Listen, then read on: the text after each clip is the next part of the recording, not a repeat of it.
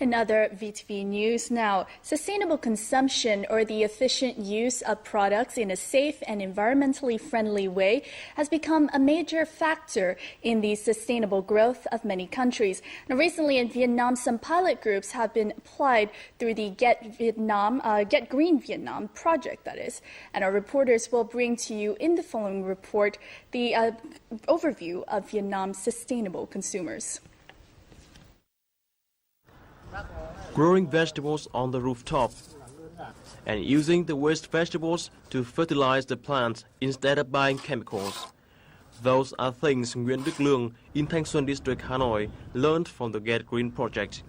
Nearly 100 square meters of his rooftop is now covered by vegetables. Lương said by applying this cultivation method, he can now stop throwing vegetable matter away and has saved quite a lot of money every month.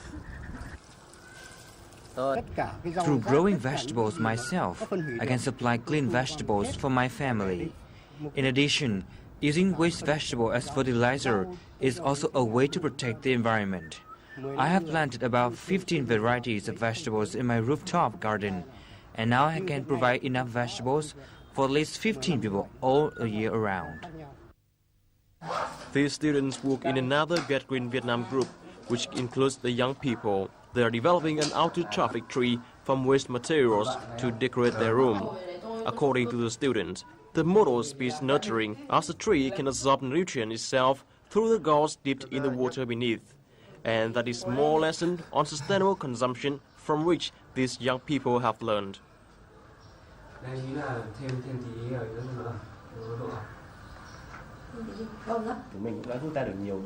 We have learned how to efficiently arrange stuff in our room so that we can get the most natural light and wind and reduce the use of electrical equipment. In addition, I'm interested in how a product's life cycle involves the input material of products and how the products are recycled after use. Now I know how to buy clean and green products.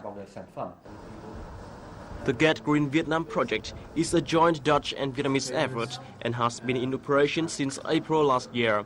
The project recently completed its initial stage, which encouraged people to change their consumer habits.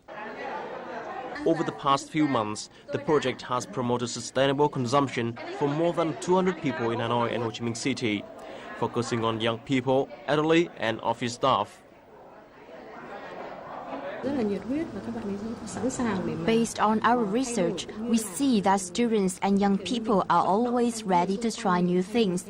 They are also enthusiastic about persuading people to change. As for the office staff, the majority of this group is knowledgeable. They are well aware of the need of protecting environment. Regarding the elderly, many of them are frugal, and they have significant influence on their children.